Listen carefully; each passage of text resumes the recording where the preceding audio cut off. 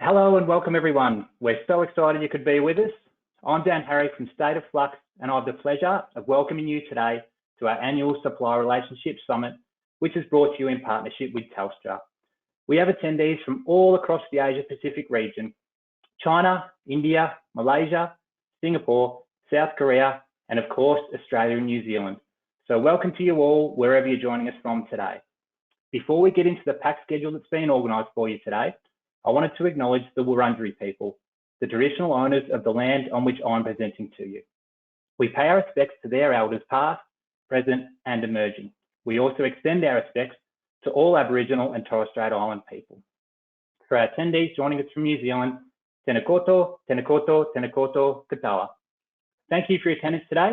We'll make sure that it's time well spent. To kick things off today, we'll have a detailed keynote address from Stuart Broadhurst, former CEO of Fisher & Paykel. Stuart will share with us his thoughts on how to shine the spotlight of the organisation on procurement and the importance of supplier engagement. Following that, State of Flux founder and chairman, Alan Day, will walk you through the highlights of this year's research report. To finish, we have a fantastic lineup of panellists to take you through their own supplier relationship journeys. They'll offer you some constructive supplier relationship ideas to explore. Whether your organisation is only just beginning its supplier research approach or has SRM embedded into the organisational culture, there will be some valuable action items and practical tips to take away from today's conversation. Throughout today's conversation, we have muted all attendees to help our presenters. So I'll just need to imagine the thunderous applause that I received as I began this morning. But we do have the chat function operating, so I encourage you to use this to tap into the wealth of knowledge we have on hand for you. We'll be answering your questions with a Q&A session at the end of today's conversations, so please feel free to type away throughout the webinar. And just to note that we will be recording throughout today. Following the webinar, we will send out a thank you email with a link to the research report so you're able to delve into today's topics in detail. So with that addressed, let's get into it. With the world awakening from enforced COVID lockdowns, we're all walking that imaginary tightrope of uncertainty. How many of you have found yourself asking, what are our plans? Have we made the right decisions over the last 18 months? Were we prepared for the disruption? Are we prepared to weather another storm? How our supply chains adapt to forced market changes will determine our future business success. These are the questions at the core of State of Flux's Supply Management Summit for 2021. At State of Flux, we bring together supply management strategy and technology to help our clients thrive. We've continued to refine our approach based on the responses from our world-leading annual research, which started in 2009. The 2021 edition of the research and its findings is what has brought us all together here today. I'd now like to formally introduce Alan Day, who many of you would already know personally. Alan founded State of Flux in 2004 and has travelled the world providing global businesses with his insight and setting up State of Flux offices in the UK, North America, Australia and New Zealand. Alan will also guide our panel discussion for you today. I'll now pass on to Alan to acknowledge Telstra, our primary partner for today's summit. Alan, the virtual floor is yours. Morning, everyone, and thank you, Dan. Hugely appreciated. And I do want to take a few moments to thank our co-host today, Telstra, and especially Neil Whitman-Griggs. Neil, thanks for all your help and support in getting this day today, and of course for James speaking later today. And I want to thank our speakers that we've got lined up today. Stu Broadhurst, Stu and I first worked together, well, I won't tell you how many years ago, but it was a few years ago, more than 20, so showing our age, Stu. But for 10 years, up until the end of 2019, Stu was CEO of Fisher & Paykel. So it's going to be great to hear his insights. And then we've got a fantastic panel with James, Lawrence and Phil talking about their supply management journey. And please make sure you use the chat button to ask us lots of questions, because you've got some great speakers there. So please do that. And finally, I just wanted to say a massive thank you to all of you who do our annual research. Without you, we wouldn't get to this point of producing stats, books, and presentations. So hugely appreciated. It's like a marathon. Every year we kind of write these books, produce them, and we get to this point of the year and go, oh my goodness, I'm not sure we can do this again. And next year we'll be lining up to do it again. So we'll look forward to hassling you for doing the surveys again next year as well. But huge thank you. If you haven't booked your benchmark, please let us know after this, and we can happily show you your results versus the global results as a thank you for doing the survey. And if you didn't do the survey and you want a benchmark, let us know. We can open it up. So on that note, I'd just like to introduce James and for a quick welcome from Telstra. Over to you, James.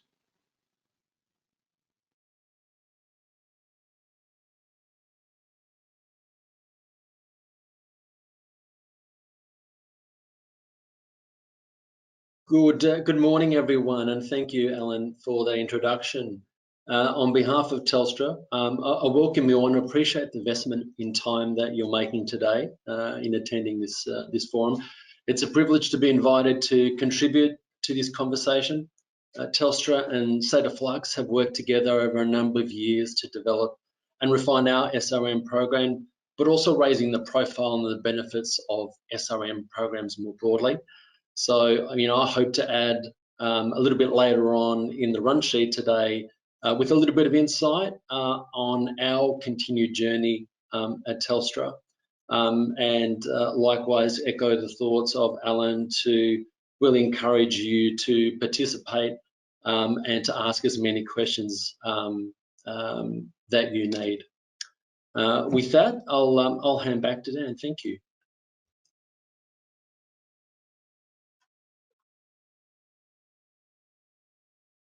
I'm gonna nip in here and do a quick intro to Stuart. So thanks for that, James. And Stuart, I'm looking forward to this because I know you and I've had some good discussions around investment in procurement and especially supply management. So I'll pass it over to you, and the floor is yours. Thanks, Stuart. Great, thank you, Alan. Good morning, everybody.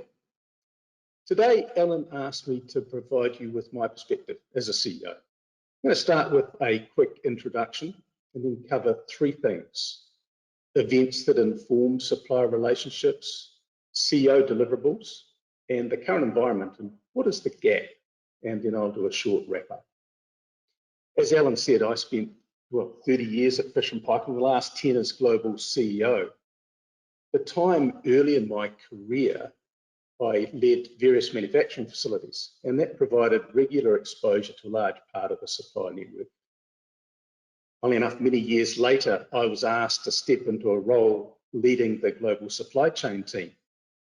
Quite a coup for someone who was naive enough to present to the CEO a consultant to prepare an argument that was well past the time for this business to have a globally integrated S&OP process. Talk about crash and burn. It felt that day to me like I made zero progress on a critical business issue. At best, we gained some awareness of the issue at the top. In reality, the project was on ice. The message received by me was, get on with your day job. It was certainly a learning experience. Unfortunately, I only got to spend 8 weeks in the supply chain role, so still did not get the job done. Now, first up, I'll just take a few minutes to share a couple of the informative events at Fisher & Paykel that reinforced the supplier relationship journey. First, for Fisher & Paykel, it used to be all about product. We were design and innovation led. It was a foundation of the company's DNA. To develop the world's first electronic washing machine, we had to take a whole of system design approach. The business was already very much inside out focused. Everything was done in-house. So much so that we became a supplier of technology components to others, direct drive motors and electronics to our competitors, Whirlpool, GE. Becoming a supplier of critical system components also helped to better inform fish and pipeline supply management. It was very clear that we were a long way behind GE and Whirlpool in this regard. Developing a dish drawer, putting a dishwasher in a drawer. All those existing dishwasher component designs were not compatible, so there was zero supplier collaboration. The problem became that over the next 20 years and the 12 subsequent model iterations of the dish drawer, the same excuse was still being used. Let's just keep doing it all by ourselves. It also led to a business which was very vertically integrated: plastics, steel forming, manufacturing electronics. In fact, even making the board in Auckland that you place the electronics on. It was a huge investment for a small scale business operating in what quickly became a low margin legacy category. It also meant a very low level of integration with suppliers. The healthcare business was another example of a multi-decade investment in a new category. How do you convince suppliers to invest their resources today in co-development and then have them wait 20 years for the return, even if it does turn into a $20 billion business? This approach to new product development, innovation, and business development certainly created unique, innovative product, but it also kept our organisation isolated from its supplier base. Second, long-standing supplier relationships. In my early years, I knew the personal relationships with suppliers were there, but I saw very little evidence of anything beyond extracting value from reactive event-based pressure, nestled between the regular boozy whining dining, of course. Here is a sad indictment on our business. We were finally having deep strategic planning sessions with our supplier. It quickly became evident there was a disconnect between what our needs were and the capability of the supplier. It was only during these discussions that the supplier told us that we had been working continuously together for 70 years. We had no idea. Third, a global strategy of expansion and acquisitions with a focus on America and Europe. Manufacturing relocation meant shifting plants out of Australia and New Zealand, and this resulted in a significantly larger offshore supply base and far less vertical integration. Sure, this change did create a lot of new challenges. For example, how Australasian-based engineering, quality, procurement resource could be well integrated into the new offshore production and supply base.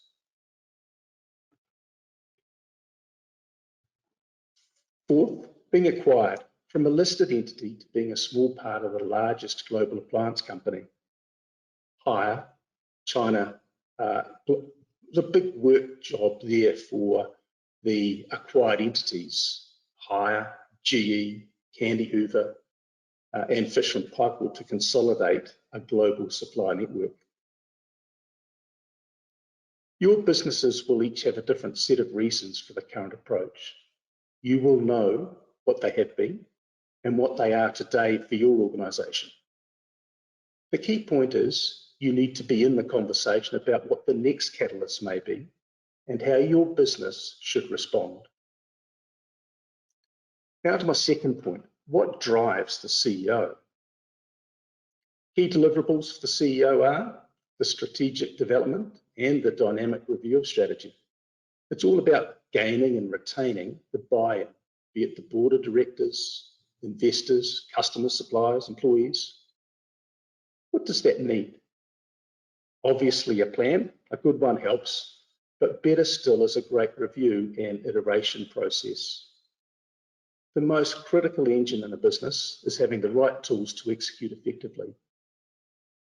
You can quickly change a plan, but without the ability to execute it, you are a lost cause. Planning, scenario analysis, plans A through Z in the bottom drawer for when they're needed, risk assessment, mitigation initiatives, everything you need to get support from the board, your investors, to even keep the audit and risk committee in their happy place. So what is our CEO's desired state? It's got to be predictable results, nimble and resilient. No surprises. We do what we say we're going to do. The critical difference is made at inflection points or decision time, be it the time for business planning, budgets, forecasts, on a weekly, monthly, daily cadence, whichever it is in your business, which projects, which investments, which paths to take and what options not to take.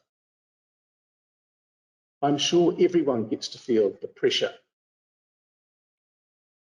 from the CEO when more and quicker is needed, usually at the same time. The point I want to make here is that the CEO is constantly absorbing and responding to external and internal pressure points to deliver the results that were committed to others, the market, the owners. In taking your time to understand these, it will help you to provide the right solutions at the right time. Just a short side note here. CEOs often step into the leadership role of a business, which has a long history. It may have a unique company culture, key customer relationships, hopefully key supplier collaborations, joint ventures, are something that needs to be preserved. This is an obligation that weighs on the CEO. Being aware of these influences that the CEO reflects on needs to inform your interaction and the construct of any proposals that you present. And don't forget that the CEO wasn't always a CEO. They had their own foundational experiences. They too had to learn how to respond to get support from, adapt to, and convince their own CEO. Know their style. How do they like their information proposals served up? Third point, the current situation and the gap. Of course, each business has its own individual competitive situation and aspirations. Today, there are also an alarming number of external factors at play. An energy crisis, a pandemic, a few supply chain issues, usually a new one daily, workplace disruption, inflation, immigration, travel, or lack of. So, here's an easy question for you. How does that type of external environment contribute to a CEO's desired state? Global issues, all interconnected, large parts of which are out of their control. No CEO would like that. They just have to deal with it. So, given the state of flux we're in, those of you on this call are both undoubtedly busier than ever and getting a lot more of the CEO's time and attention. This, for you, provides a unique opportunity. I'm sure other parts of your organisation have already benefited from an investment in CRM and sales management tools, IT infrastructure, be it outsourcing, cloud computing, cybersecurity, brand investments, sales support, health and safety, e-commerce, brand, in-store, customer experience at every touch point, IoT, new product development, you name it, they've had it. Now, demand for many businesses, if we exclude the obvious, travel, hospitality, is not an issue, or not currently anyway. Everybody else in your business has had to, they've had those investments. Some of them, for example, sales and marketing, actually need less money and resources in today's environment. You undoubtedly have the CEO's attention in the current environment. Take the time to build your case and present it at the right time. Remember, no surprises. Using the right expertise to get that decision maker to invest in your supplier relationships. Thank you for your time and good luck. Now hand back to you, Alan. Thanks, Stu. That was awesome. And yeah, I'd like to reiterate, and I will be calling some of this out about now is the time to get into the CEO's air, shall we say, and get your business case in. So thanks for that. I think that's a key message for everyone on this call to call out and take away. So I know there'll be plenty of questions, and guys, Stu will be here for the questions at the end. So if you can save those, we'll open that up towards the end of the session after the panel for Stu. So I now have the great honour and also challenge of taking you through this year's survey results. And again, thank you for all of those who participated. I will try not to bore you with stats, but I will apologise in advance. There are plenty of stats there that you can use in your business case. And of course, we will make these slides available and the recording available so that you can use some of these stats in your business case. So the first thing worth noting is, I think, and Dan, if you could flick, this is the 13th year of us doing it. As Dan first mentioned, we started in 2009. And the real key part of doing this research was to help with people's business case. So that was back in 2009, and 13 years later, we're still trying to answer that same question of, well, I get it, but what are the numbers that I should be taking to my CEO for that business case? So hopefully we can help in that. This year we've had over 50% of the respondents are CPO or greater. And this year's book, which you will get a link for at the end of the session, we've got some great case studies. Hopefully you'll recognize a number of these brands. Intuit, who, for those of you who use QuickBooks or now MailChimp, I think they've just completed their $12 billion acquisition of MailChimp. So Intuit are a case study. Stu's old rivals at Electrolux are also a case study, as well as some local case study from AMP Capital. We've got a UK construction company, Skanska, who have done some really interesting things around people and the contractor contracts and looking at the people side of that. Allied Irish Bank and how they've used technology. Kelly Services, which is more people-based, and Yonder, which is a data center, and that's looking at as they grow and acquire businesses, how do they roll out supplier management through that acquisition. So some quite interesting stats. Roughly half of the respondents came from Europe, and then a bit of a split there between North America and Australasia. For those of you who are quick on your maths, you'll realize that that doesn't equal 100%. The balance really coming from kind of the wider Asia and a little bit from South America and Africa. So that gives you your 100% there. But most of the respondents, over 50%, as I mentioned, came from CPO level. I think the key point here on this particular graph, so this is this year's overall responses. Those of you who have attended these before will notice that we split it into leaders, fast followers, and followers. And to be a leader, you need to be in the established banding for 4 or more of those 6 pillars.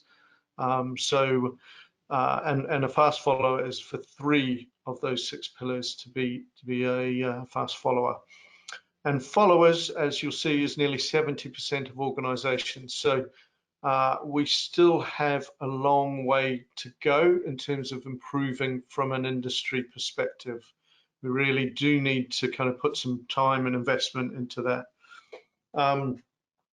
And then in terms of how I mentioned the 6 pillars there, and that's how I'm going to talk through today's results. We're going to cover off the results based on these 6 key pillars, and I will go into each of them. The key message here is you can't work on 1 or 2 and expect your program to work. You need to work on all 6 to make your program work.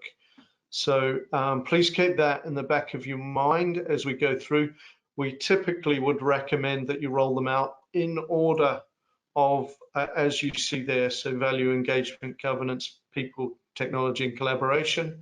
However, we're starting to see an emerging trend where technology is being used as the change agent. And I'll cover that more as we get into the technology pillar. Next slide, please, Dan. So the theme this year is value. So and we exploded kind of the value questions in this year's report. And one of the things we were looking for is the breadth of people's value definition and value proposition. So couple of pieces to call out here. Risk became a key driver for value, and which is completely understandable given the pandemic.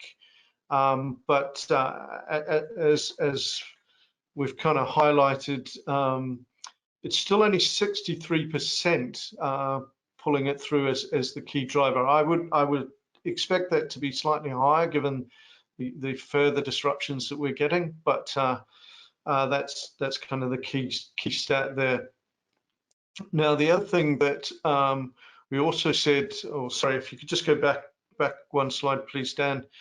We also said that roughly 80% of people were looking at their value proposition. So and that value proposition covered it as cost reduction or avoidance.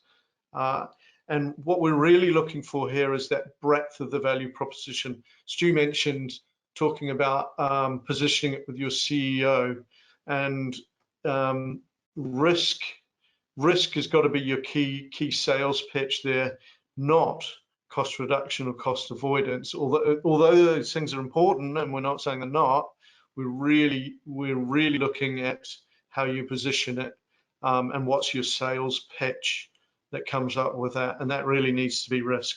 Sorry, Dan, next slide, please. I'm not going to run through every stat here, but there's some really interesting ones to call out in terms of the next few slides. Frankly, leaders get more value. So it's worth noticing that, and also more what we call customer of choice value. So your things like increased commitment and support, collaborative problem solving, and proactive ideas for continuous improvement. So leaders are getting more value from that. And probably the big one in these times is leaders are getting access to scarce materials. So worth noting, and in the next page, I'm going to highlight a couple of ones.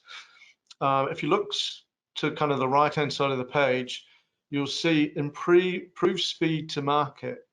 Leaders, although we could all improve it in this area, leaders are 5 times as likely to get improved speed to market through their supplier management. 5 times, 3 times to get, more likely to get improved profitability, and nearly 3 times of growth in sales and revenue. So if we're just looking at this in the traditional way of cost, you're not selling the proper business case. There is clearly a huge amount more value in wider areas like speed to market, profitability, and sales and revenue growth. So yeah, I can't reiterate that more. Hopefully you're all scribbling that down, and you'll also see that you know, even in our business case, if you look at the highlighted numbers there, 82% define value as cost reduction, whereas only 42% of respondents included wider social value. So our sales pitch needs to improve. If we're going to get the business engaged, if we're going to get investment and CEO or executive backing, we need to look at our sales pitch. So those were the key stats that I wanted to highlight to you. In the book this year, I've written an article about the changing role of procurement, and I've really focused on that find, keep, protect, and grow kind of theme. So please take the time to have a read of that article when you get the book. I think traditionally we've been focusing on kind of finding value and potentially slightly keeping, but I think we could get a lot better at the protect and grow. As you saw from the previous stat, that grow piece around revenue is huge if we can really make it work. So please have a look at my article in this year's book, and we'll just keep moving on to the next slide. So a kind of key theme here, and it's one about horizons. A few years ago, we did a great project with what was then Caltex, now Ampol, and the CPO at the time had asked her CEO when they were meeting one of the major energy suppliers to discuss solar panels on the top of service stations. Great initiative to make them kind of energy neutral. It was a great initiative, but really when the two CEOs got together, they were talking about joint ventures, selling or buying each other's key assets, and really making that kind of far more collaborative relationship. And our horizon of solar panels on the service stations looked quite tactical when the two CEOs got together. So my key part here is, let's look at our horizons and make sure that we are being truly strategic when we're pitching it to a CEO. Remember, it's an organizational change program, not a procurement change program. And let's move away from the old Jerry Maguire, show me the money, and start more on show me the value. So I think that leads us nicely into the engagement piece. And the key point I wanted to highlight here is 99, so a smidge off everyone, get in the leader group gets CEO or executive support. So very simple. If you want your program to work and you want to be an SRM leader, you need that support, full stop. And that really comes down to your sales pitch to them. Now, when I say support, I don't mean endorsement, I mean strong and active support. That's the question we're asking. Is your executive sponsorship strong and active? And 99% of leaders said yes. The barriers to getting that support generally were other business priorities. So as Stuart said, now's our time to pitch to try and get above those other business priorities. Now, the other thing that leaders do, and I think this is really worth noting, is that they have developed their sales pitch and they haven't just communicated it internally, they've communicated it to their suppliers as well. So please make sure that you pitch it not only to your own business, but to your suppliers. So nearly all leaders, again, very high in the 90s, 94%. And a kind of stat on where we could improve, you'll see 23% of followers are getting supplier feedback.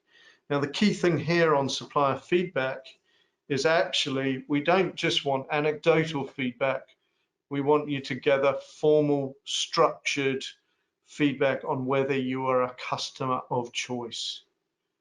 So you'll see that 23% compares to leaders 76%. Get that formal, structured customer choice feedback. So again, if you want to be a leader, get feedback from your suppliers, run a voice of the supplier and measure whether you're a customer of choice. On the next slide, there's a few things to just kind of highlight to you. The key one is let's involve the wider business and build those relationships. It's not done on your own. We as procurement need to lead this, but we cannot run the supplier management program on our own in a bubble. We need the wider business. So you've got to sell to it. And this interconnected point, we have to take people on the journey. We need to show them what the journey is. And in order to go on that journey, you need to know where your start point is. So again, I'll reiterate that voice of the supplier, but I'll also encourage you to actually understand your current state in detail. And the final piece is involve your suppliers. This isn't done just with your own organization. You need your supplier infrastructure all the way through.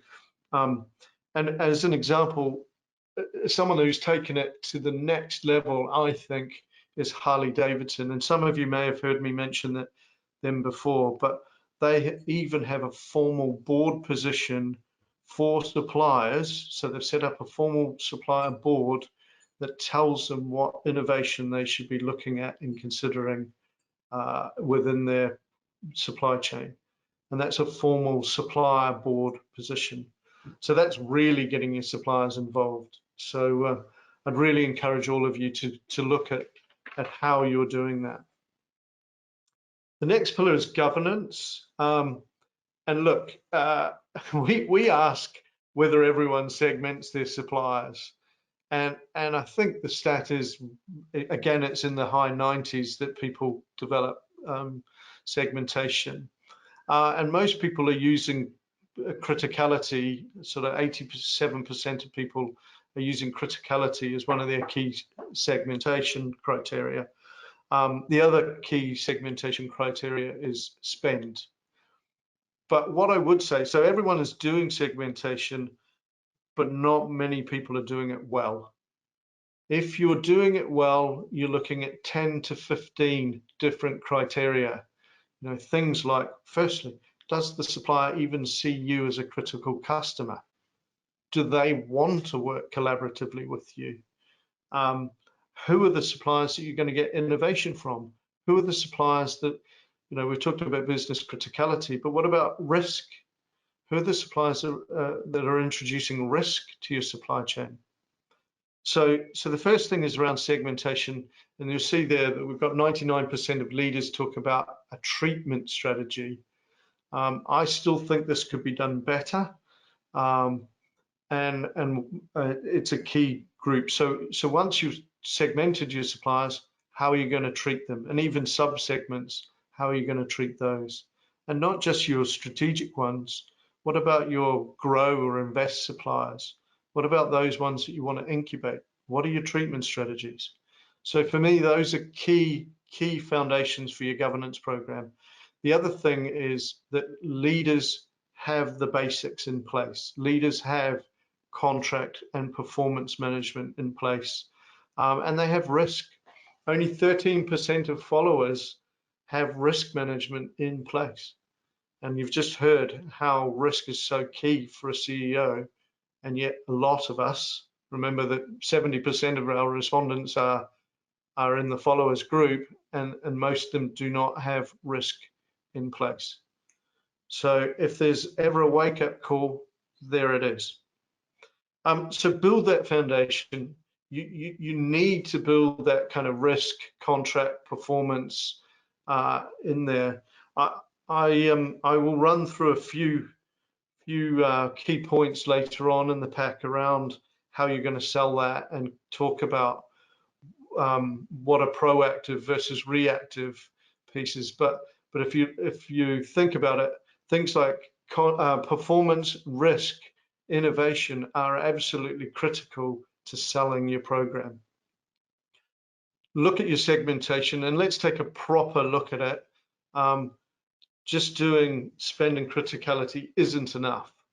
And then differentiate your program. I had a great call with one of Australia's insurers, actually, and really interesting. Their program initially was focused on their strategic suppliers, so their big suppliers, but actually their business focus was to sell to small and medium-sized organizations.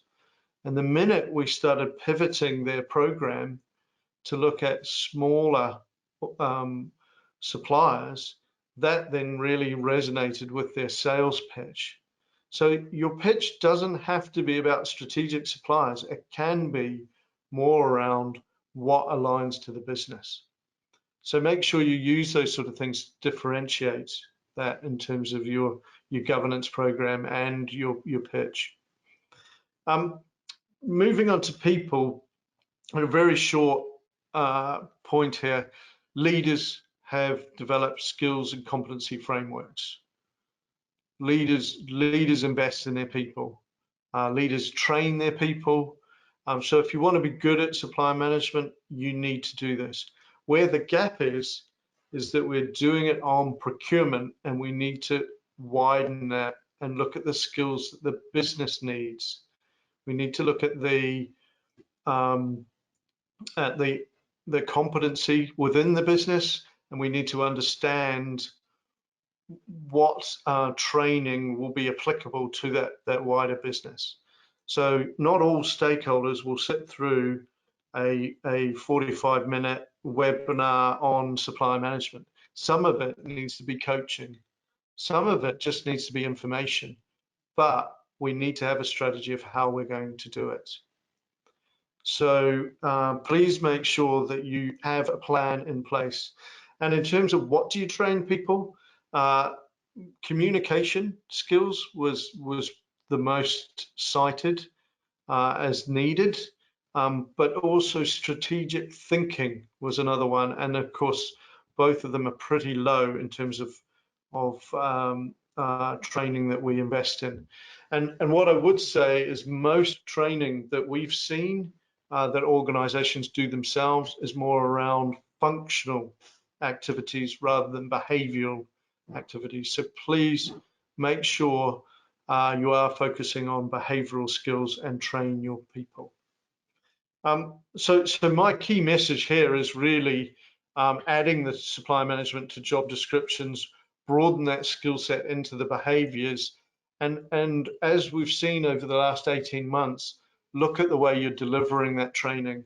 It doesn't need to be a 2-day training course. We can break it up into 45-minute webinar chunks. We can break it up into learning lunches, or even just information sharing. But make sure it's holistic and make sure it's delivered in the right way to the right people. So I've got 2 more pillars, so hopefully keeping you not too sort of dry on stats. But in terms of technology, what we're seeing here is the most common technology is onboarding and contracting, and 40% of organizations are not using anything for supply management. Now, I suppose what I'll do is just pause quickly and talk about the type of technology that we look for. So there's 7 things that we look for in supply management. There's onboarding, contract management, performance management, risk management, relationship, innovation, and sustainability. So those are the 7 things that we look for.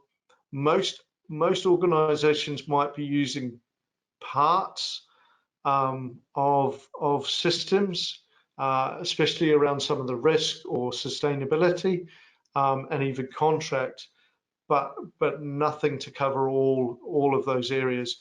And what we're really seeing is supplier performance management is a big gap, yet it's the biggest benefit that we're seeing. So the area that is probably one of the weakest around supplier performance, we are not seeing investment in. And we're actually only seeing 8% of people are able to give us or quantify the investment in technology. So again, we need to look at how we're coming up with our sales pitch and business case for technology, and how you're using it within the organization to create change from that. Now, on the next page, we'll just talk about, and if you could just go to the next page, please, Dan.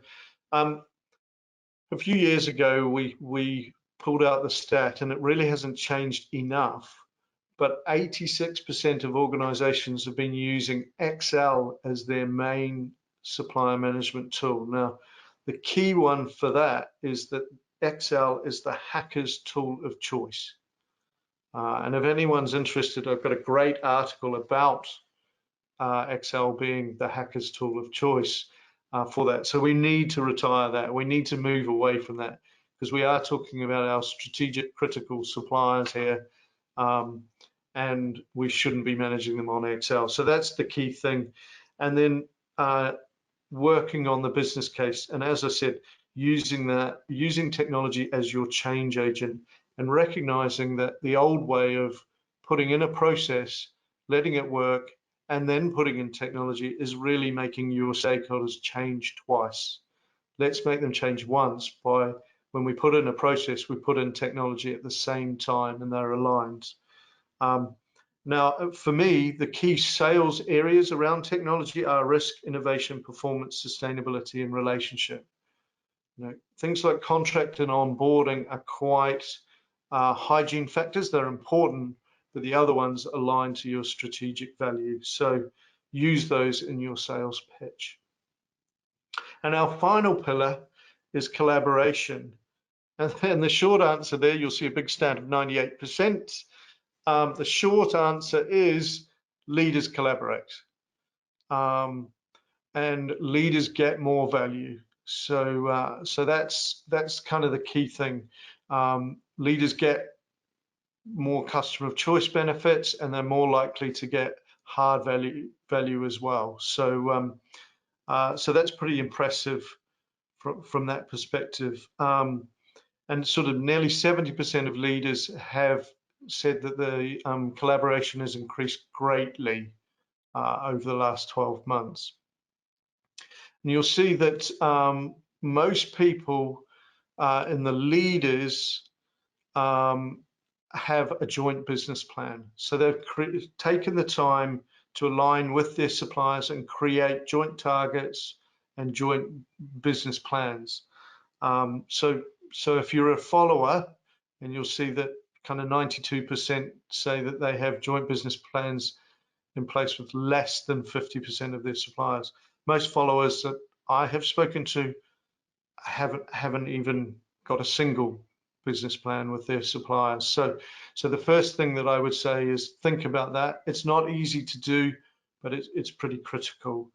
And you'll see that the customer choice type benefits for leaders are things like account management, and additional commitment from their suppliers, both critical in these challenging times. So the other bit that I wanted to just touch on was trust, and for nearly 70% of leaders, trust has increased through having their supply management program. And we're lucky enough to work with Mars. And what's interesting there, Mars is still, despite being an 85,000 person business, it's still family owned. Now, the voice of the supplier that Mars uses to measure supplier trust, the results of that go to the family. The family see that as such a critical driver. They want to know how Mars is doing on trust with their suppliers. So again, it's something I'd encourage you to really look at from that perspective. So the key thing, as I said, I've probably highlighted enough around that proactive collaboration, but it doesn't happen on its own. You need to put in the processes, the structure, the governance, and the drumbeat of activities with those suppliers to create that collaboration. I've talked about trust, but interestingly, what you need to build trust is openness and transparency. So we know that the more open, the more data you share, the more information, the more engaged your supplier is around your vision and your organizational challenges, then the more they will trust you and the more you will trust them. And we're finding that this customer of choice is absolutely the X factor. You don't have to be the biggest customer, you don't have to be the biggest brand, but as long as you're the best to work with, you will be a customer of choice. So that is absolutely critical in getting leadership in this. Now, it wouldn't be a study if we didn't touch on COVID. And again, there's some interesting stats here. And this was, remember, the survey was done back in June. I suspect that this number will be even higher if we did it today in terms of disruption on supply chains. But in terms of 70% of respondents were saying that certainly COVID has increased focus on supplier management, and 65% said that actually supplier relationship management was the most effective element in mitigating supply chain disruptions caused by COVID. So, you know, nearly 2/3 of you are saying that this is the tool of choice for helping through through COVID's disruption. So again, use it for your business case. For me, that's absolutely critical. So don't wait. Look at it. Get that business case in now. You've got the platform, as Stuart said. CEOs are ready to hear it, but you've got to focus not just on the relationships, but the basics as well as the relationships. So make sure you've got both of those in place. And the other piece is use technology. We know you can't scale your program without technology. So, and we recommend now using it in conjunction with your kind of program so that becomes your change agent. And we've given you a number of calls to action. So aligning your value proposition with strategic objectives, capture and report on the financial and customer choice type benefits. Get your insight, your customer choice information. Run your voice of the supplier with suppliers. Develop those treatment strategies, and let's be quite open about the quality of our segmentation, and relook at that. Look at the skill sets, not just for procurement, but for the wider business. Invest in IT and increase focus on the relationship kind of development with joint planning and what we call value creation activities.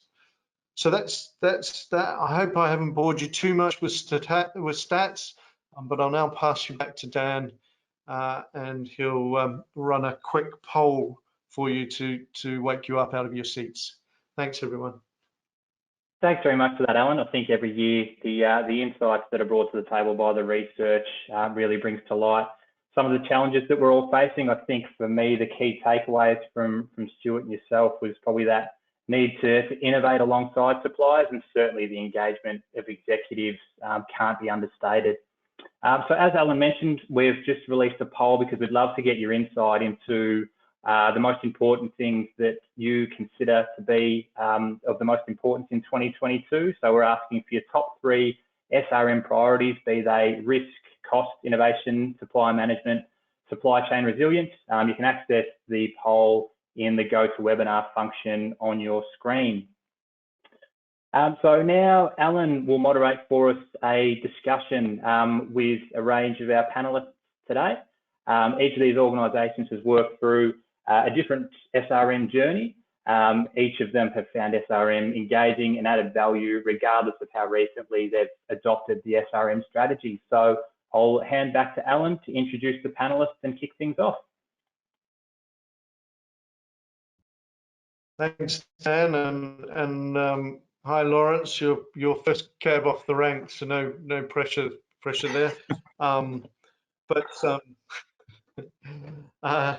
So my notes, I cleverly typed them out, and in my old age, and now can't read the tiny fonts that, of course, has got them there. But I mean, we know that SRM is a key part of your kind of broader transformation. So really keen to understand when you took over sort of your CPO role in April, what was your assessment of supplier management maturity in New Zealand government, and kind of what are your kind of key thoughts? And thanks for that. Yeah, cool, everybody. Thanks, Alan. And what a bunch of great slides. Appreciate the briefing. Maybe as a maths dork, it was kind of exciting to me, but I don't know, just gave a whole bunch of useful insights. So appreciate having me on the call. So yeah, I started as the General Manager Government Procurement in April of this year, as you said, having previously been CPO of Ministry of Education in New Zealand Government. And I guess it's going to be no surprise to everybody on the call that there's a bunch of diversity in terms of maturity and capability across government. So there are some agencies that are doing some pretty good stuff, and some agencies that are, as you said, very immature and at best using an Excel spreadsheet to manage their suppliers. But if I look at it as a New Zealand government as the client and how mature we are, I'd say, I mean, well, we were assessed as developed, but I think we're on the lower band of developed, I think, as a government.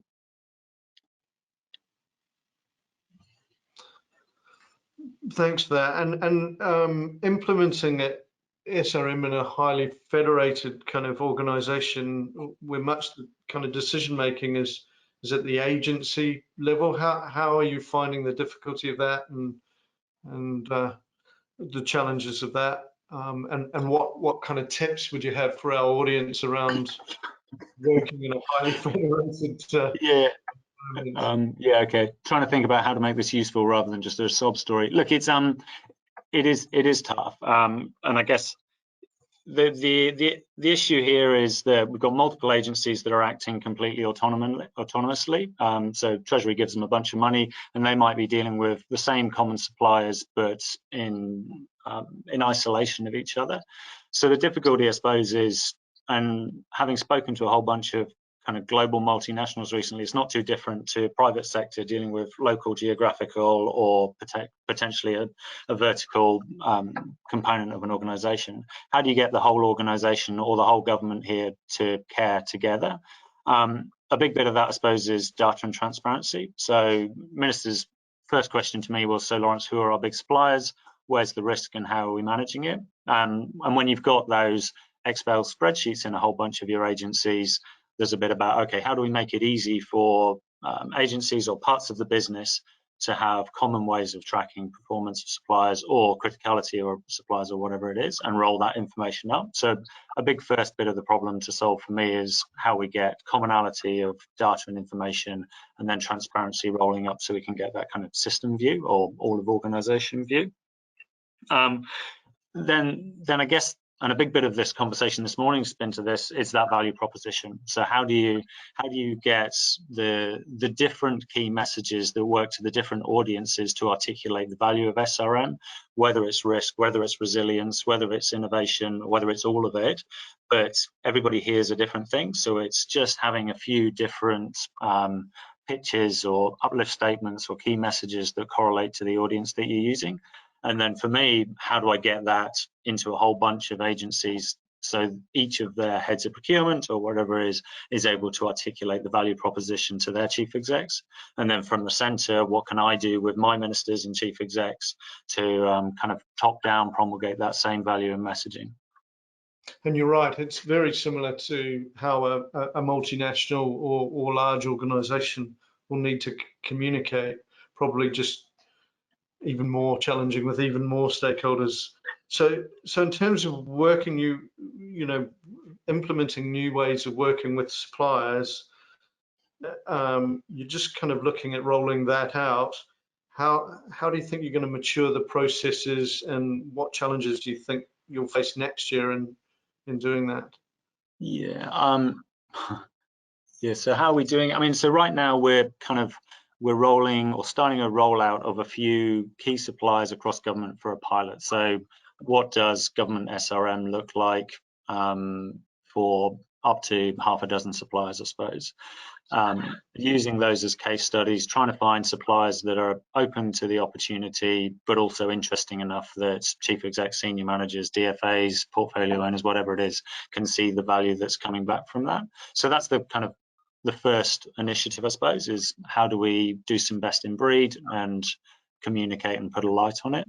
And then there's a bit about making it easy. So how do we have something off the shelf that's common language, common processes and techniques that agencies can consume? And while we're talking about guidance and webinars, a little bit harder in terms of, can we even send people out to work in agencies to help them do their segmentation, set up that first quarter or two of working with suppliers, put one of those mutual arrangements in place or mutual business plans in place so that they can see what it looks like, rather than just, hey, this is good practice on a shelf or on a website and now go away and do it. I think I answered your question, hopefully. And in terms of hooks and barriers, I mean, it's not going to be different to what everybody here is feeling. There'll be the same as you have cost center owners that don't want to do it. There'll be agencies that won't want to do it in my team, and everybody wants their particular portfolio or ministry to be the one that gets access to that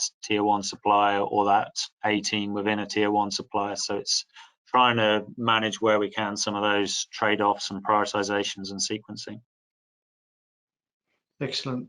And I suppose leading on to that, what of those challenges, what do you see the kind of top 3 challenges that you've got coming forward, and where do you see your kind of top 3 pieces of value also coming out of the program? Oh, got any easy questions? So, I mean, irrespective of the fact that I'm in government, it's hard, but I think government makes it even harder. So systems and data is going to be tough, but I do think that transparency will be a really significant lever to shine a light on good. I think I talked right at the beginning about that kind of value proposition and the key messages so that you can articulate. Those need to be crisp and really, really good and concise, but also well promulgated. So everybody that's in this space and that's motivated can kind of, with a common language, just give that pitch, give that, this is the value, this is what we're trying to achieve. So if you're talking to a minister about COVID resilience, you've got a pitch for them. If you've got a ministry finance type person or an accountant, then there's a financial benefit, and then there's a risk benefit as well. The advantage I've got is ministers are really, really keen on this. I'm getting a heck of a lot of pressure. In fact, I'm talking to a select committee tomorrow about risk in government supply chains and what we're doing to kind of draw it together and deal as one government as opposed to a bunch of agencies. So we've got a little bit of weight behind us. Perfect. Don't think I answered your questions on that. I'm sorry, Alan. It's all good. That's all good. And so what we'll do, Lawrence, is I know there'll be lots of questions for you, so I'm going to put a few questions to Phil now on his program, because you're in various stages of maturity of your programs. Cool. But we'll invite you back again in 2 people's time to answer any questions that the guys might have from the audience. So thanks for that, Lawrence. Hi, Phil. Good to catch up again. And Woolworths really needs no introduction. It's I think it's the last count, about 400,000 people you employ across Australia, New Zealand, and Asia Pac. So and I know kind of supply management is absolutely key to you. So I'll get you to do a quick introduction, and then I'll throw the first question at you as well. That's all right. Go, Alan. Hear me okay? Fine, absolutely fine. Morning everyone. Phil McDonald, I'm GM of procurement at Woolworths Group. We have known brands in Australia and also New Zealand. Yeah, it's a pleasure to be here and happy to talk about supply management, Alan. So fire away. Excellent. So similar to the first question of to Lawrence, where did kind of supply management journey begin for you, and what kind of kicked off the change at Woolworths? Was it kind of an event, or was it a dawning of multiple things? What kind of got things flowing for you? Probably a combination of a dawning realization and also a strategic intent for us to perform better in this space. We've always been quite mature in our trade side of Woolworths, so in managing the suppliers that we on-sell products, goods and services to consumers. But we hadn't done such a great job in our non-trade space, and so there was a dawning realization that I just couldn't easily satisfy the growing requirements of the business, whether it be the risk appetite, whether it be value generation, whether it be our human rights around modern slavery, or even sustainable procurement initiatives. So for me, there wasn't a consistent way for me to continue to deliver on what the business was requesting, other than just to put some focus into an area. Without that continued focus, we may not continue to deliver the requirement. So the strategic intent side of it was, we were really good at sourcing. We were doing a great job, and we built up capability around productivity and innovation, ideation. and so we were really running some great programs and taking significant costs out and improving the capability across the business. But what we weren't doing was the third part of that equation was supply management. So once we were able to drive great value from sourcing, we were able to optimize the engagements with third parties through our productivity team. We just weren't able to sustain it throughout the life of the relationship. So that was the strategic intent component. Excellent, thank you. And I know in terms of, you know, there's no secret around the kind of retail supply chain and how much challenge you've got in your sector. You know, how have you been aligning and continually kind of evolving the value proposition of supply management with those changes? Is that kind of something you do on a regular basis, or is it just embedded in the business? Definitely not embedded from a, you know, if you talk about the supply chain disruption, particularly around COVID, you know, our success was definitely relying on a lot of strategic relationships with our suppliers that were able to support us through the early days. Hopefully the next time we face this sort of crisis, it will be more than just those relationships. We already have ways for us to respond to critical impact. So it's a bit more of a program and a bit more of a consistent approach, but definitely without those long-standing relationships, we wouldn't have been successful during these challenging times. Excellent. And in terms of, if your CEO asked you what will be different in your SRM program at the end of next year to this year?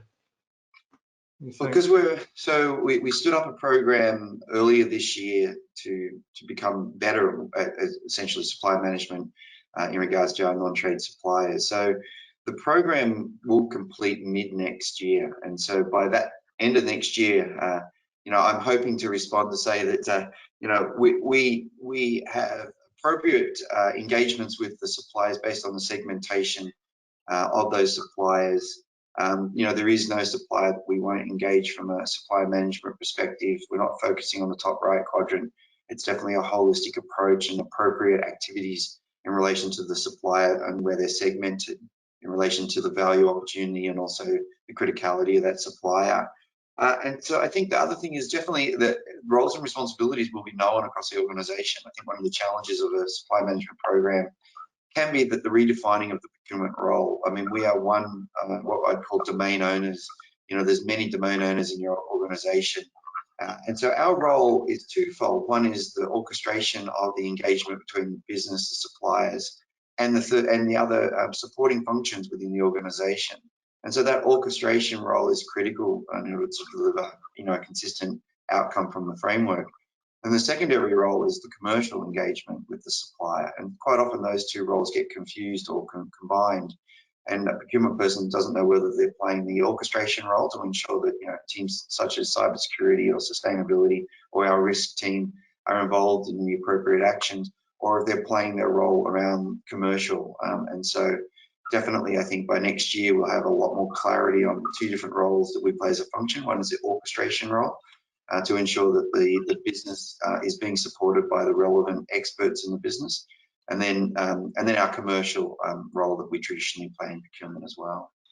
So hopefully those are clearly defined by next year, Alan. And then our suppliers have a voice. You know, like you said, voice of supplier is important. We do measure, you know, a lot of voice of customer, voice of team, and then voice of supplier is part of that maturity as well. And so we want to make sure that we are, you know, we're treating our suppliers, you know, supplier advisory board and those sort of forums to get the most out of the relationship. Excellent. And I'll finish with the same question I asked Lawrence, which is, what are your top three kind of challenges and your top three areas of value that you see from the program so far? We're at the midpoint, and so from a value perspective regarding the engagements of the suppliers, we've run some value generation pilots with some of our more strategic suppliers just to test and learn as we go through the program deployment. I think that there's been some great opportunities that have come out of that, but because the program is midway in being implemented, I would say some of the learnings for me at this point of developing this program and delivering it to the business would be, it is a program. and it should be treated as such. So I think a lot of organisations treat this sort of change within their company as something that somebody can do in addition to another role, or that they have some resourcing that they find a way to put into this program and to try and drive it to the next level. To run a program, there is a unique set of skills that aren't inherent in a procurement professional. And so I think delivering a program as a program is a critical first step, and it's been great for us to take that pathway from the start. And we had some lessons learned, I think, from our Ariba deployment over time as well. I think the other thing is that, you know, it's a business program, but orchestrated by procurement, and so the business is actively involved, and you're really trying to satisfy and allow the business to operate more effectively. And so it's not about a procurement program; it's a business program that we are the ones that are responsible to deploy. And then, like I said before, just know your role in procurement and know what is the best way for you to drive value in this space. You know, there's a lot of business people in your companies today that are doing this day in, day out. And so when you arrive on the doorstep and say, I've got something new to do for you in managing your suppliers, I say, what do you think we do every day, and where have you been? And so, you know, how can you come and just generate some value? And I think the biggest value we can generate is when there is a risk issue that comes up, I will find a way to orchestrate to get you support from the risk team to ensure that we make the right decisions and run it through. The business, you know, the business contract owners do this day in, day out. They may not do it as well as they possibly could. And so our role is there to assist them in making it more effective. Excellent. Thank you, Phil. I know there'll be plenty of questions from the audience, so I'll pause there, and I'll get you to come back on after we've caught up with James, because I've got a few questions for Telstra as well. So thanks, Phil. Yeah. Thank you, Alan. Talk soon. Yeah.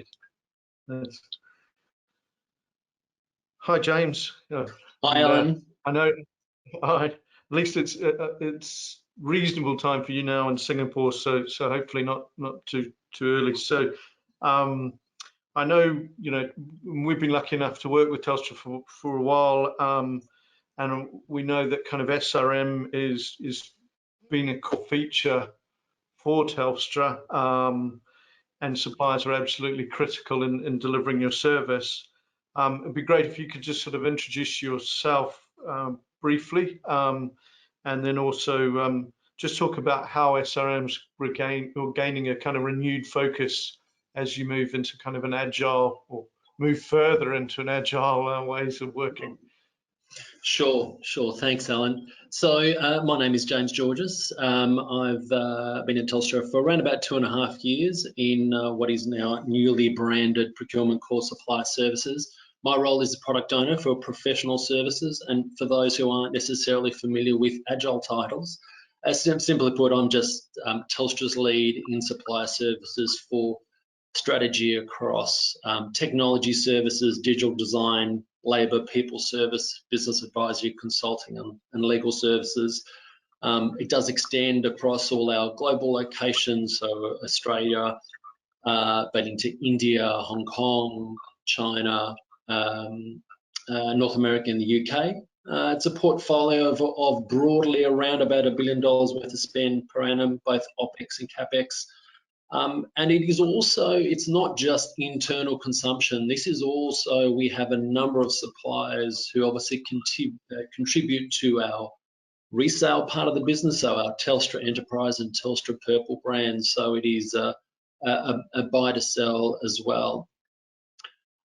In terms of your question around the renewed focus that we've had, so there have been a few things that have, I guess, triggered their additional focus to SRM. So one of those, and all of this is publicly available information, is the transition from our T22 strategy, with over the last 3 years, has really been predicated on some of the most significant transformations from a telco perspective. And one of those key pillars is around productivity. And essentially, by the end of this financial year, we'll have delivered around about 2.7 billion in benefits.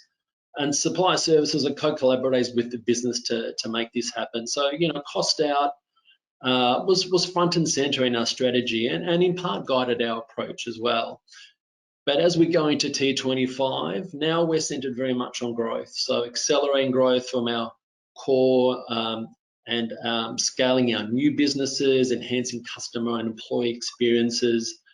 And professional services has touch points in all of those. So we are, that has been one of the biggest catalysts.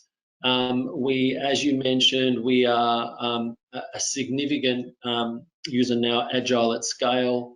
So that does mean that we change, we have significantly changed the way our business runs, how we organize, how we prioritize the work, and how we do the work. And essentially, it's essentially trying to tackle the things that get in our way and to slow us down. So, and also provide transparency of what's priority for the business. And it's not like we want to create new processes. It's not about that. This is almost procurement MVP. We don't want gold-plated processes. We just want consistent, fit for purpose, and importantly, auditable as well.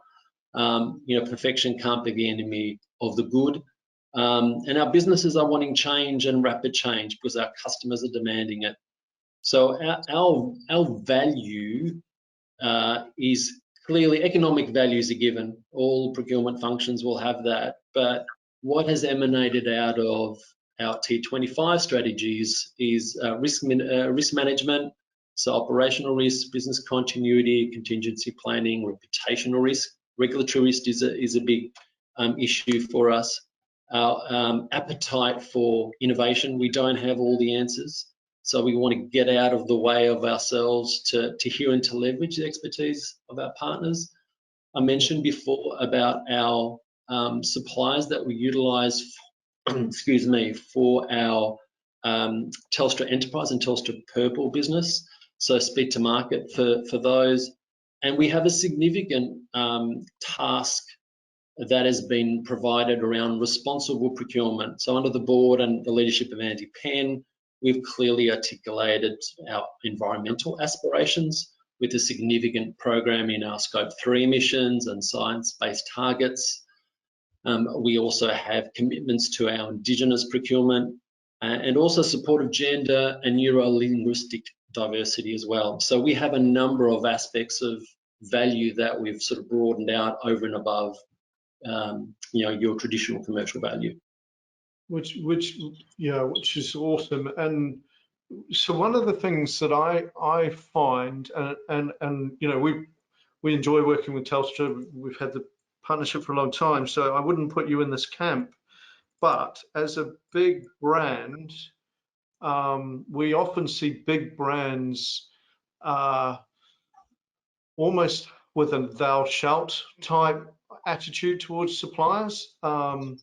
And there's kind of the joke of a big brand sneezes and the suppliers catch colds. So if I'm a supplier to Telstra, how are you kind of focusing on value that they get from the program? How are you making them aware of the value that they get so that they feel part of your program? So sure. It's interesting if you were to look at the those organisations that are part of our supplier partner program, they are significantly larger than Telstra. So, so whilst maybe from an Australian perspective or an Asia Pac perspective, we are a large player, but the partners that we are really embedded in are larger global players. So, we often have a very different relationship with those organisations compared to, maybe the more traditional, as you said, thou shalt. But in terms of the way we've structured our program, so we've got our strategic partner program, which again sort of focuses on, our top right quadrant of suppliers. With that, we have embedded a governance with the business Procurement are just one part of that. So, you know, picking up on Philip's comment earlier on, it is a business program, and procurement are just one part of that. So we have a consistent, you know, commercial governance. There is each of those strategic partners are allocated a group executive to work with. So essentially you would find the peers of both organisations have an open communication. They would, in addition to that, there are, at least for a couple of those suppliers that sit, or sorry, one supplier of the SPP program that sits within professional services, CEO connects happen on a, you know, semi-regular basis. So they have access to, you know, key decision makers across the organisation. So with that comes, you know, quite a significant influence, and the way we will treat and manage those on an ongoing basis. And more recently, we've expanded that to some commercial and performance management. So there were, as some of the other speakers were alluding to, there were sort of more informal programs across the business. We are now starting to, you know, codify and bring them all together and really have an enterprise-wide view, because the way we're also structured is that there will be spend and activity that these suppliers do across a number of our categories. Professional services is but one, but we take an enterprise-wide lens of that, and so we take a lead in making sure that it's not just a prof services view of the world that we're talking about with our key suppliers. And so I'll finish your questions with the same question I finished with Lawrence and Phil, which was, you know, what are the top kind of 3 challenges and also the top 3 areas of value that you're expecting to get from the wider program, James? So I think first of all, and I mentioned some of those, touched on them anyway, just in terms of a more enterprise-wide view of performance, not necessarily siloed by functional units or the way we set up within procurement. So we want to break down those barriers.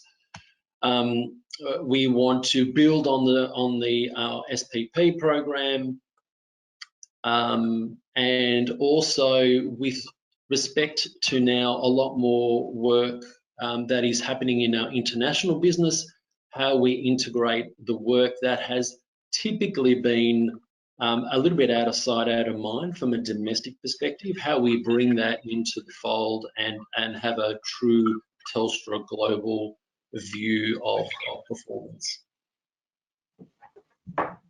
Excellent, thank you.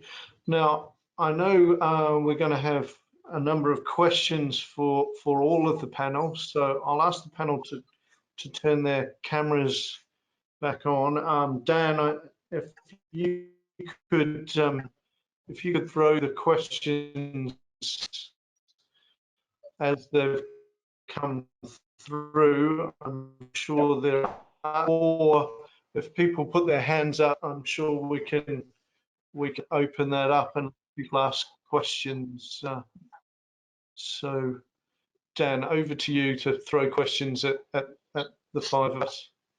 Yep, fantastic. So thanks once again for everyone's time. We certainly appreciate the insight. I think it's incredibly informative and certainly a benefit for everyone here. Just a quick rehash on the poll, which probably is a good lead in terms of the discussions and some questions. So when we asked the audience to select their top 3 priorities, 81% of people had identified risk as one of their top priorities, and 70% supply management. So I think I'm probably most interested, and potentially a quick answer from James, Phil and Lawrence, just in terms of risk, is there some key strategies that are in place or about to be in place to manage the risk within the supplier function at the moment? Sorry, I should have introduced maybe Lawrence, if you want to go, because you haven't had a talk for a little while. I'll start off with that nice hard one, and I don't have a great answer. Look, I think probably the position here is just trying to get a handle on what that risk might be, and then rolling it up from independent agencies. So we have, good reporting at an agency level. They might understand where their risks lies with particular suppliers, but what we're not able to see is that aggregated form. I think probably what we're going to have to do in the immediate term is take data at a pretty crummy level and find a way to kind of cleanse and synthesize and pull it up to an all of government level, which might mean interpreting a bunch of those Excel spreadsheets that we don't want to talk about. Thanks, Lawrence. Phil? Yeah, for us, risk is such a multi-dimensional issue for us across Woolworths. Obviously one of the biggest factors for us is brand and reputational risk. And so, there's a focus for us to ensure that we're doing the right thing throughout the supply chain, as there is for every organization, particularly around modern slavery. And it extends for us into our social responsibilities as well within Woolworths, and in particular also our environmental responsibilities. So, there's nothing different to what everybody else is probably challenged with. We just want to make sure that our suppliers and the way they're engaging them, allowing them to do the right thing, and then we're not driving behaviours within the supply chain that are detrimental to both them and to us. So it's probably the main focus for us in the risk space. Fantastic. Thanks, Phil. James? Thanks, Dan. So the way we manage risk from a supplier perspective, we have our key functional unit contract owners who work very closely with our functional unit risk leads. We have a close working relationship with that cohort across the business. We would be looking at integrating them more systematically into the performance and the commercial governance reviews that we have. Similarly, I did chuckle, Lawrence, you're talking about data and Excel spreadsheets. So I know we also face similar challenges in terms of data, but I think we have already identified the right people that allows us to, I guess, elevate and highlight some of the key issues that we need to manage. Fantastic. Probably the next one, which I think would be certainly of interest to the audience, would be just in terms of the horizon that Alan spoke of, and I guess the urgency that James in particular you spoke of to speed to market and things like that. So potentially, James, question directed at you to start off. How did you capture the value, and how long did it take to start to materialise in terms of some quantifiable business benefits? So essentially, it all started off with the business essentially giving us some stats around the delays in bringing on board suppliers and some of the impacts in terms of some of the sales orders that they had. And to be honest, we weren't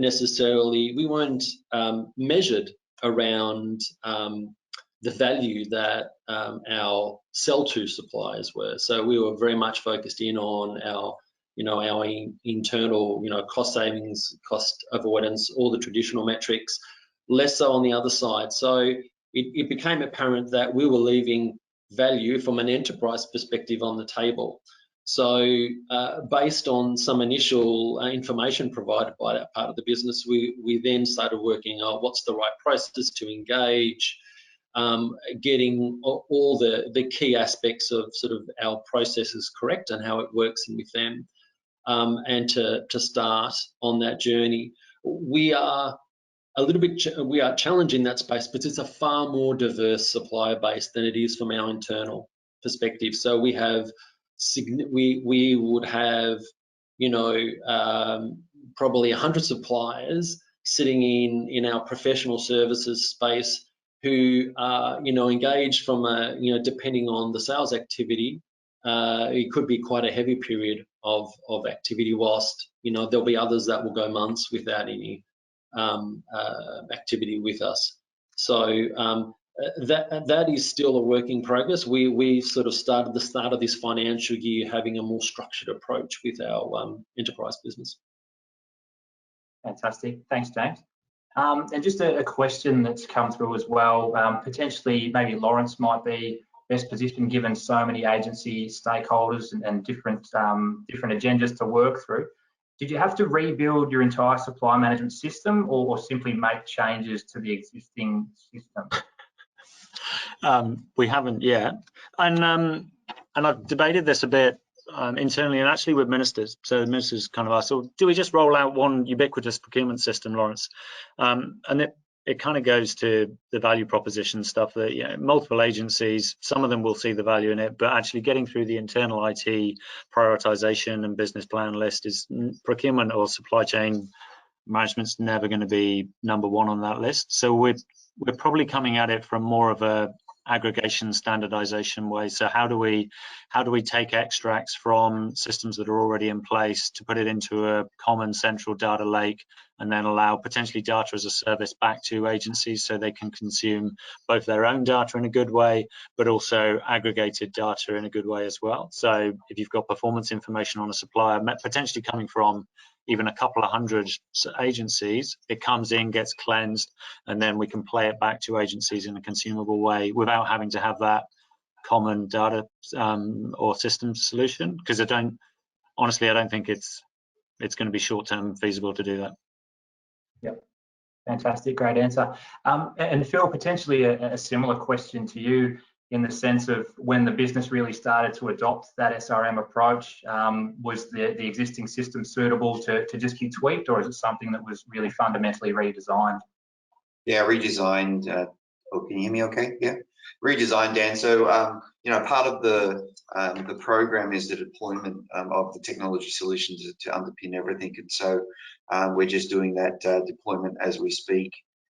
And so, yeah, that will definitely be critical. I mean, some of the challenges of that is integration with other systems within the ecosystem. So, you know, the risk has their own system that they would like to manage all those risks across the organization. So how do we coordinate the two systems together to make sure that we're updating the right ones and that the information is relevant across the business? From a value generation as well, we currently capture that in another system. So any initiatives that are identified as part of the engagements with our third parties need to go into that same system to ensure that we're monitoring the activities as they move through and to completion. And then that's part of the way that we obviously capture the value that we generate from our supply management activities, so that we can report back against the business case, which I think is quite critical for some components of the deployment. Obviously, there's some interested parties, not only within the business, within finance as well. And any of those benefits that we realize as part of the supply management become part of the annual operating process. So they end up operating plans, so they end up impacting someone's budget the following year. So it's very critical that information is transparent and understood by everyone in the business. Fantastic, thank you, Phil. Another one that's come through, and potentially James will lead off with you with this one. Just in terms of the structure of SRM at Telstra, is there a specific team that sits potentially within the procurement function that specifically focuses on SRM, or is it more spread across the procurement team at large? That's a very timely question, because we've had some changes literally within the last few days or last week. I'll answer it by saying how it has been and what we're pivoting towards. So SRM, as part of the category teams that we have, SRM has been very much left to those category teams to prioritise the work accordingly. And there were different approaches, admittedly, across those different categories. From a professional services perspective, we had some history around and some really good outcomes in terms of using maybe an SRM light approach to managing suppliers. So we already had and developed some of that capability. That was ramped up at the start of this financial year. I guess in anticipation of the changes that have come through now. And essentially we have a centre of excellence that has been established, where there are a number of resources, both from a vendor management, that's our language internally, and also from a negotiation perspective, which will serve as, I guess, the areas, the experts, the go-to people that will assist in driving SRM more broadly, and they will take carriage of sort of our top 20, top 30 suppliers in that space. Fantastic. And Phil, potentially the same sort of question to you as well, whether or not at Woolworths it's a centralised SRM function or more broadly managed under your procurement umbrella. It's a heavily debated topic, not only at Woolworths, but like James just said, across all, the profession and all organisations. Where we've landed is that we clearly see the governance of the program should sit within a governance area of our function to ensure that we're playing that orchestration role very well.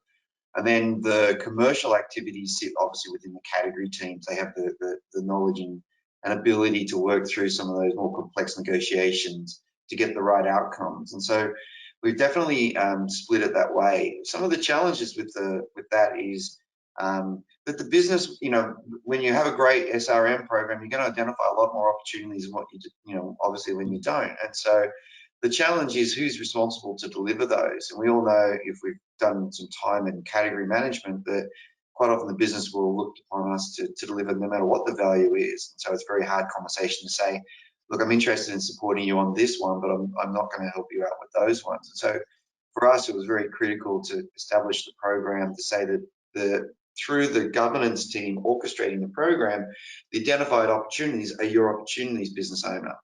Now, if you need some support in order to deliver some of those, that's what our category team's here to do. So the ones that you think are relevant to the category team from a commercial perspective, get them involved and engage them to deliver them. But otherwise, they're your initiatives, they impact your P&L. You should go ahead and drive those as you would without the SRM program. That's where we come back to saying these things are happening today. If the business owner of the contract can see an opportunity to reduce their costs, they'll do that. They're the ones trying to manage their budget. And so now it's just how can we overlay some capability on the way that they get to those opportunities, and then how can we drive them to the benefits. But yeah, very challenging conversation about how you structure that for success, and many different organizations need to do it differently. We're just, I suppose, unfortunate at Woolworths, we've got enough scale to be able to make that distinction between the two roles. Yep, absolutely.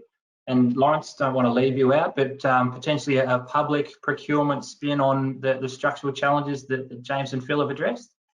Yeah, it's a really interesting question, and I guess to a large degree I've got the same struggles as James and Philip have articulated. But the second, so we've probably got every possible connotation of OD that could reflect SRM in an organisation, which might be completely distributed, completely not there, or completely centralised. But those all sit in a multitude of agencies. So the problem I've got is how do I roll that up to have a government approach, and then potentially have a lead for government that might be in a particular agency but talking with a voice for all of government. And we haven't quite solved that yet, so it's part of the stuff that we're putting across the road to cabinet about these are some options, boss, but we haven't exactly got the solution. But it does come back to this kind of, if you imagine yourself as a global multinational. And one of the comments that Alan made in his briefing really kind of resonated for me. If we're trying to get system change, so government as a procurement system or as a system engaging $50 billion worth of public money, it's much more about behavioural change than it is about technical capability. So need people that can influence, can articulate the value proposition, and can motivate others to do the right thing. And that's all the way up to a chief exec of an organisation, or potentially a minister of a portfolio, as opposed to I'm really good at doing this kind of technical aspect of SRM. So from a capability point of view, there's a real cultural, behavioural challenge ahead of us, I think. So I didn't answer your problem. I answer your question, but maybe that makes some sense to people. I think it certainly will. Probably two more questions for each of you, if I can. I thought, James, you particularly did a really good job of describing, I guess, a broader definition of value in terms of not just the cost reduction or cost avoidance. So I think it'd be particularly relevant for everyone here to understand what some of the larger businesses are doing in I guess, describing the importance or future importance of that broader definition to include environmental and social impacts on the way that we procure? Sure. So I guess, it all stems from, our our purpose and the direction that Andy and the board have directed us. And there's a significant work effort. We work with CDP around disclosures with our key suppliers. So it's not only what would be captured as part of our core SRM program, but it extends beyond that. So we have, as part of, and I think, you know, to be fair, that's probably really in large part driven a lot of the how do we best structure the SRM program to have these conversations, because these are non-traditional conversations for procurement. We have been, I think quite rightly, been championed to be able to have those conversations in conjunction with the business. You know, leading into those, at least having the forums with the suppliers, and a lot of them are more than willing and able to come back to us and articulate what they're doing. But also there are others who are using this as an ability to drive their own value proposition around sustainability for their other customers as well. So they're using sort of Telstra as a bit of a proving ground how they can build out that value proposition in this space. Fantastic. Phil, potentially the same question towards you as well. Just so I get it right, Dan, can you just repeat the question so I make sure I answer it specifically? Yeah, absolutely. I think just in terms of outlining the importance of a broader definition of value beyond just the cost and cost reduction and cost avoidance at Woolworths, how is that developing, and I guess how are you looking to capture that when your team is out procuring from suppliers? Yeah, so you know, offering the opportunity for innovation is key, or ideation with our suppliers. I mean, that's we were fortunate enough to recently just win the Sustainable Project of the Year award from SIPS, and that was, you know, coming out of collaboration with our suppliers. The hardest thing, I suppose, and what Alan brought up before, is very relevant around trust. And so for us, the basis of trust is honesty. And so when you go into the conversations, there's no point pretending that you're there only for innovation. You're there for opportunities to drive value, and you know, it can be sustainable or social value, or it can be value being from a commercial perspective. And so you know, it's quite often it shuts down very quickly if a supplier engagement feels like there's not trust in the engagement, and the trust really comes from honesty about what the purpose of it is, and it's got to be mutual gains in that. So you know, quite often we position ourselves in a take position, but we need to give as well. And so then that drives all the sustainable activities that we can do together in their environment. And you know, for us, there's a lot of those initiatives that we need to address, and you know, because our customers are demanding it of us as Woolworths. And so it's very important for us, and it becomes part of that ideation with our suppliers. Yeah, fantastic. Thank you, Phil. And Lawrence, given, I guess, over there in New Zealand, you're driving the public agenda. Has that become more prevalent over time? And I guess, what do you see in terms of the future, and how relevant that broader definition of value will become? Oh, look, it's absolutely relevant, and it's amazed me, and it actually makes life a little bit more difficult how little I've been asked about value creation from a dollar's point of view. Everything that this government's been asking me is about secondary benefits, broader outcomes, and kind of public value as opposed to value for money here. So, you know, how do we improve worker conditions? How do we get supply chain resilience? How do we make sure we got supplier diversity and that we're meeting our treaty obligations? How are we going to get to a public sector carbon net zero position? And nothing really is about, and how you're going to save a bunch of money while you do all those things, Lawrence.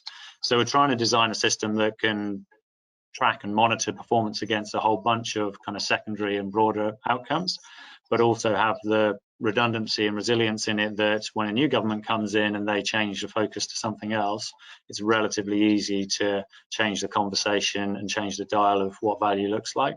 But yeah, it blows me away, having come from, you know, really hard commercial environments, how little that's the driver here. And don't get me wrong, it's, you know, it's the right thing. We need to build a resilient nation that's great for New Zealanders. But we should probably think about some dollars as well along the way. Fantastic. And just the last one, which I might send to Alan first. I think what we have is a group of panelists who are obviously fairly well advanced in the SRM journey and certainly have organisations that are embracing them.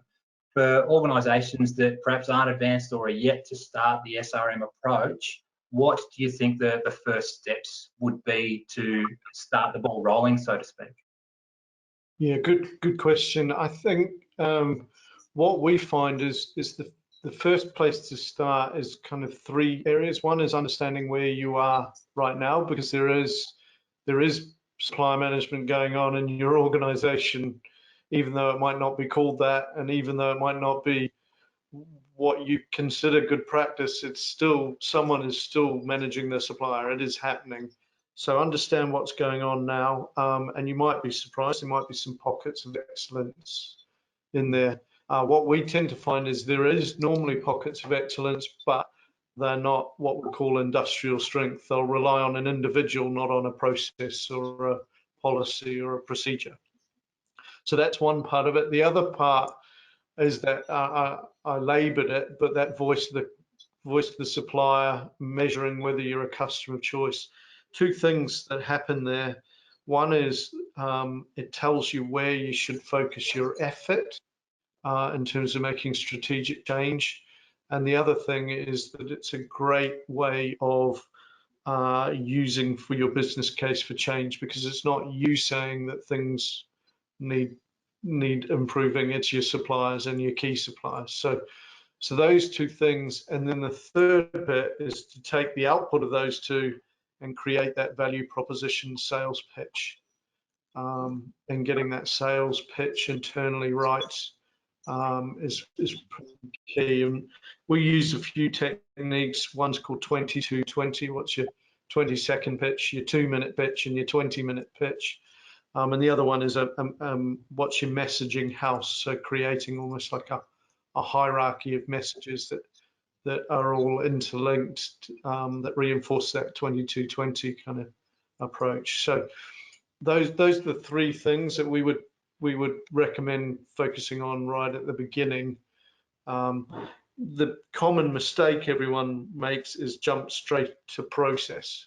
Oh, I need to do supply management. Where procurement, I need to write a process for that, and that's kind of the wrong way of doing it. Get your stakeholders engaged and bought in before you do that, because then you can involve them in writing the process. So. Plenty of nodding heads from the panelists, Alan. So I think the team may have been through something similar. James, from your side, is there a catalyst which really started to drive the SRM approach at Telstra that other businesses could look to adapt? I think from our perspective, things that are outside of the traditional commercial value that has really, I think, elevated in the past 12 months.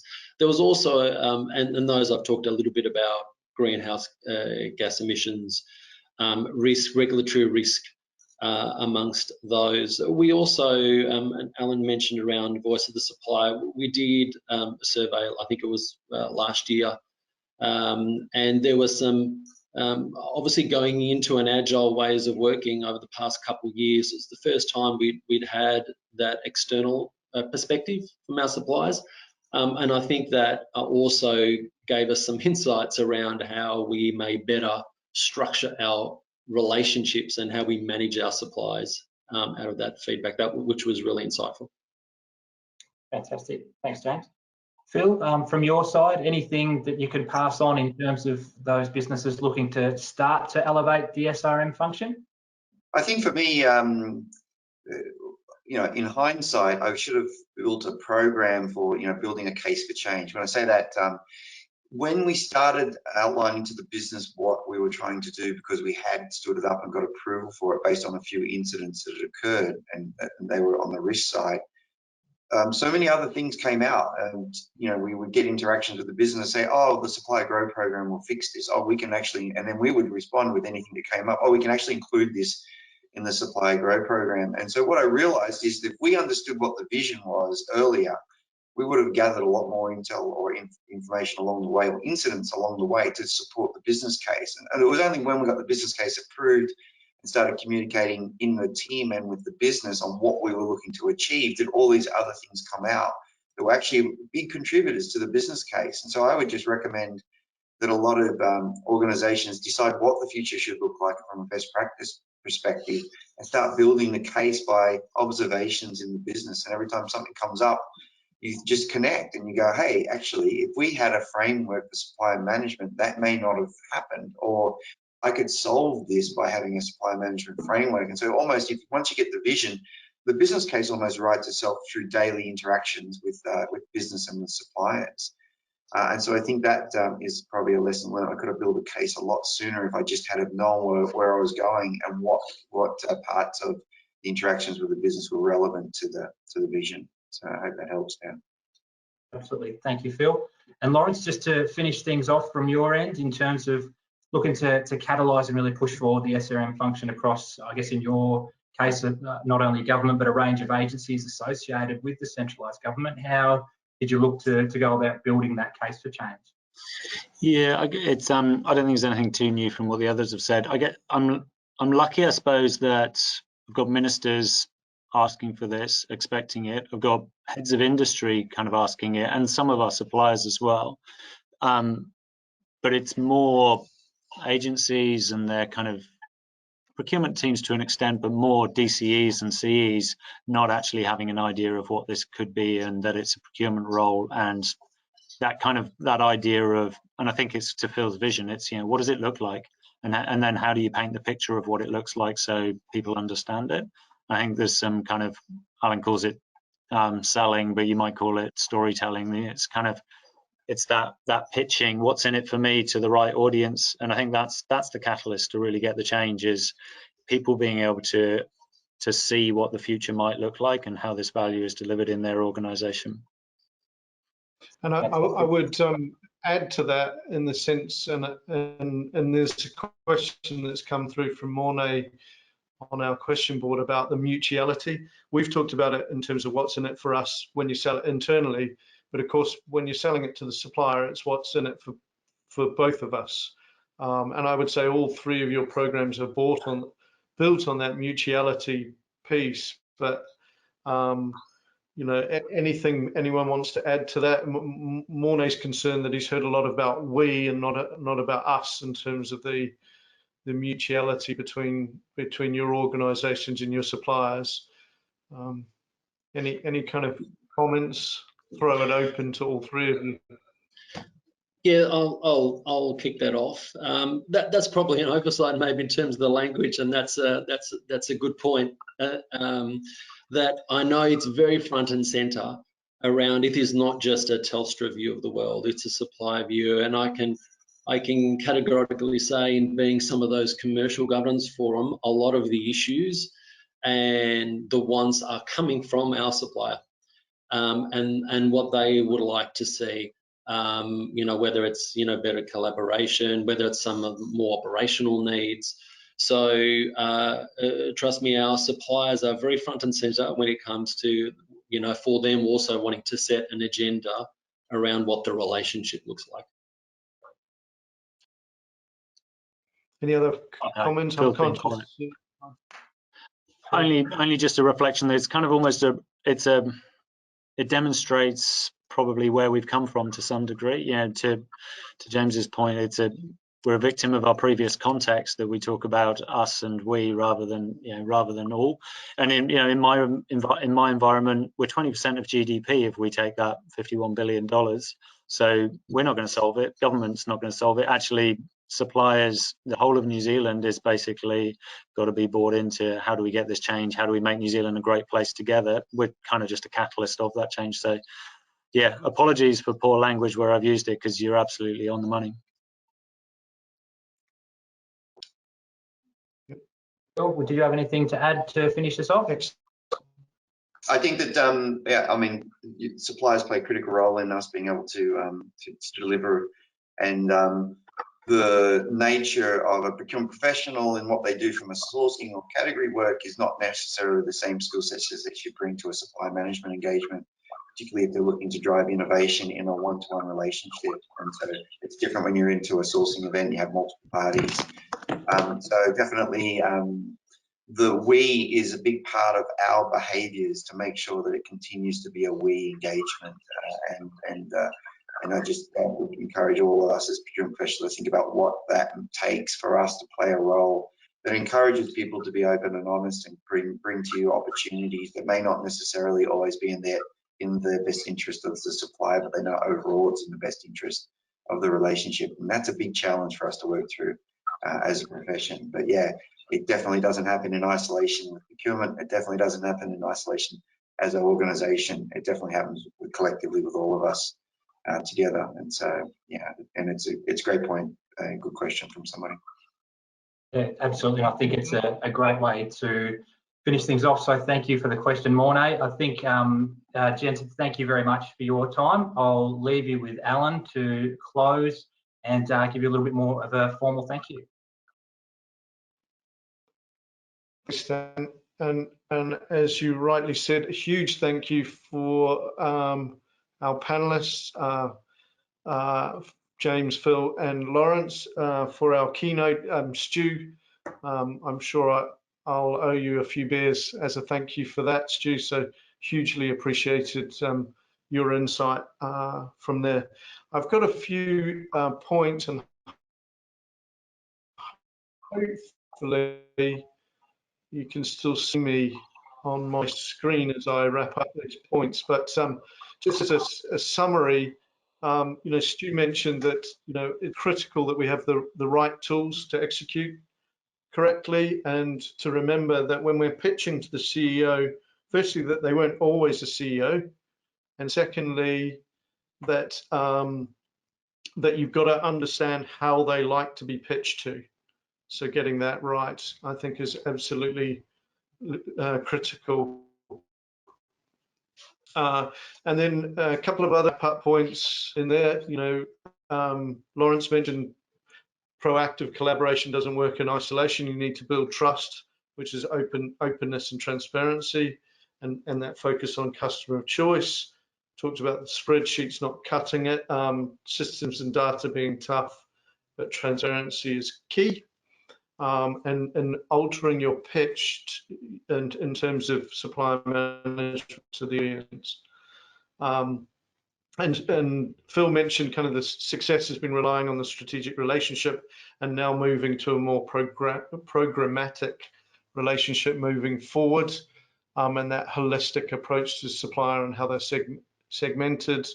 And I do like the commercial versus orchestrator differentiation, so making that key.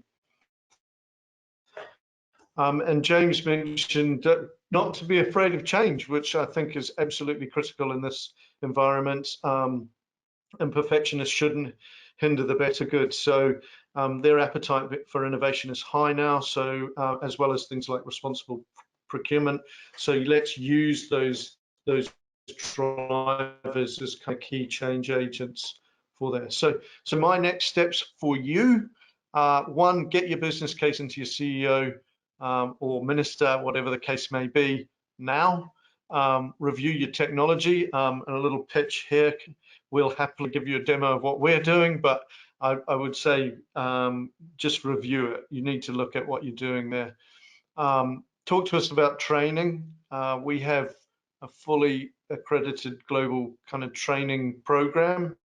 If not, use your own internal training, but train your people.